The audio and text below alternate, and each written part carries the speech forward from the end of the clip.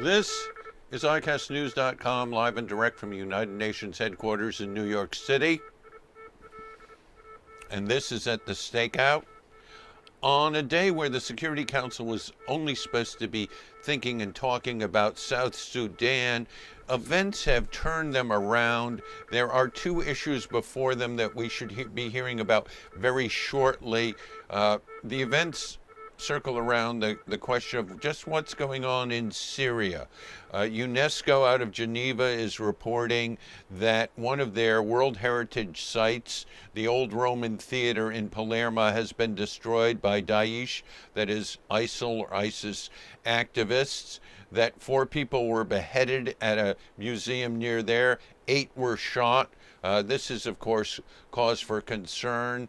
The coalition of forces fighting in Syria had pushed Daesh out of Palermo by late last spring, but in the rush to finish off the siege of Aleppo in December, Daesh retook the city. The other issue that we'll be waiting to hear about is what role the United Nations will be playing at the talks in Astana.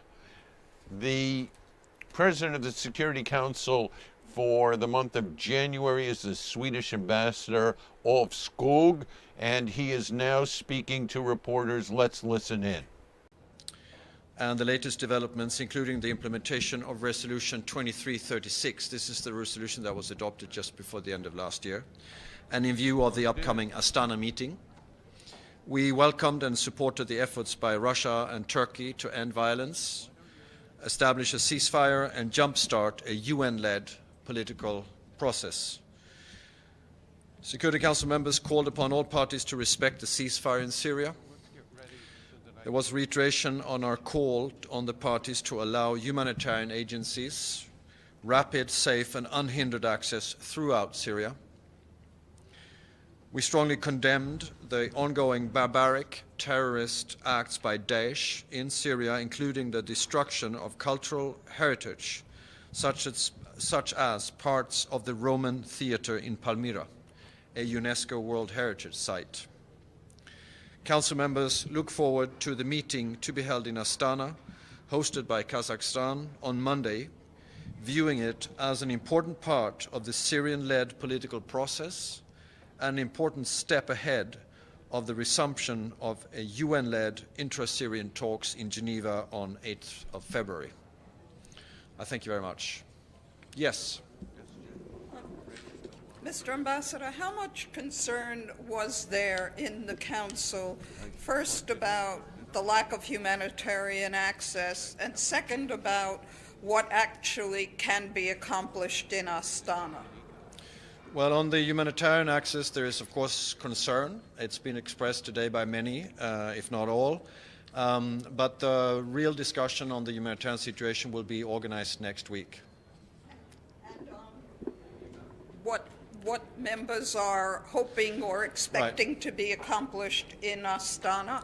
Yeah, this was, as I said, this was an AU, there was an any other business point today, so it wasn't the full kind of substantive discussion. That will be held later on again next week or the week after on the political process.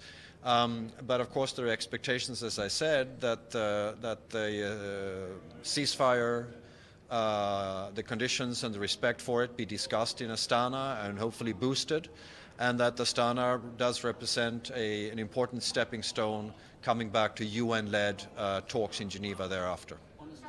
Did the U.S., did Michelle Sisson say whether the U.S., I think she's now the chargé d'affaires, that's according to the website. Is the U.S., are they going to go, and did she make any announcement at noon that you'll have to ask her about her. I don't quote ambassadors here. What about so U.S. participation in Astana? I don't know. It wasn't. I don't think it was mentioned today. Please, and then here, Mr. please. President, did you discuss the ceasefire situation mainly around Damascus and Barada, Wadi Barada? Yeah, and did you hear from Russia about their position on this and whether there is a certain conditions or areas that they're not part of the ceasefire?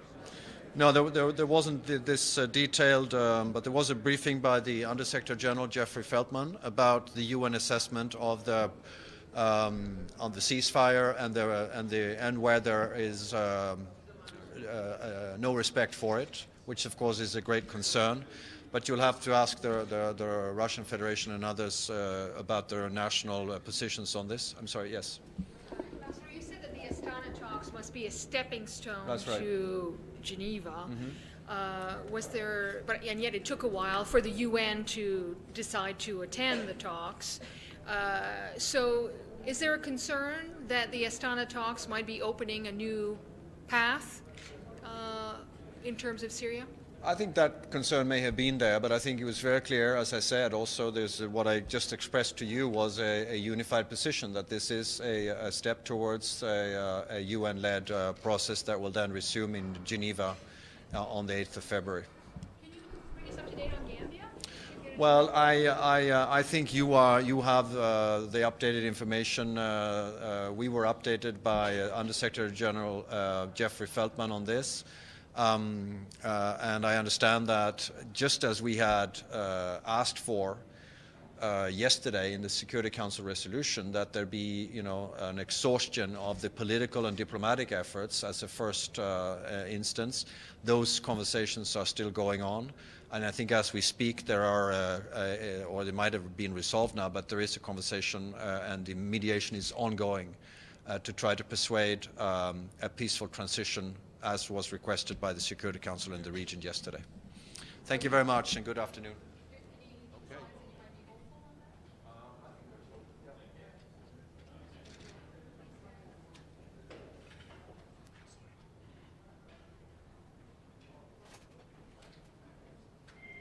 So that was Sweden's ambassador Olof Skog, who is the president of the Security Council, giving a readout about the consultations today on Syria.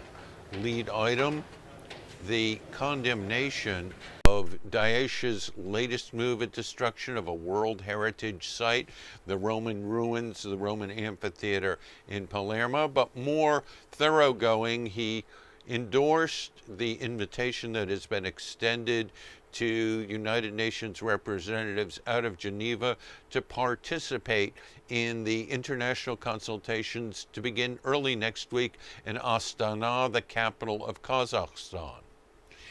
The importance of this being stressed from the United Nations side is that they are seeing the Russian-Turkish brokered talks in Astana as a positive step forward that will lead back to the United Nations talks under Staffan de Mistura in Geneva. We have heard within the last day that an invitation is being extended to a representative of the new government of the United States under President Donald J. Trump to have their own representative in Astana. There also was concern raised about the access, even in areas where the truce is holding in Syria. There are many places where UN relief groups do not feel secure quite enough to go in and render full-throated aid. But this was not a major area in the consultation. And the Swedish ambassador also expressed that today's consultations only went so far as to think about the formalities of Astana, what the United Nations wants out of its participation in those peace negotiations led by Russia and Turkey will be established after consultations next week. That was the sense of the consultations today at the Security Council as represented by the President for the month of January 2016, the ambassador from Sweden. This is more of ICAST News ongoing coverage of At the Stakeout. We bring you At the Stakeout when events warrant and when there is news coming out of Security Council meetings. For ICASTnews.com, live and direct from United Nations headquarters in New York City, for At the Stakeout, I'm Jonathan Sanders.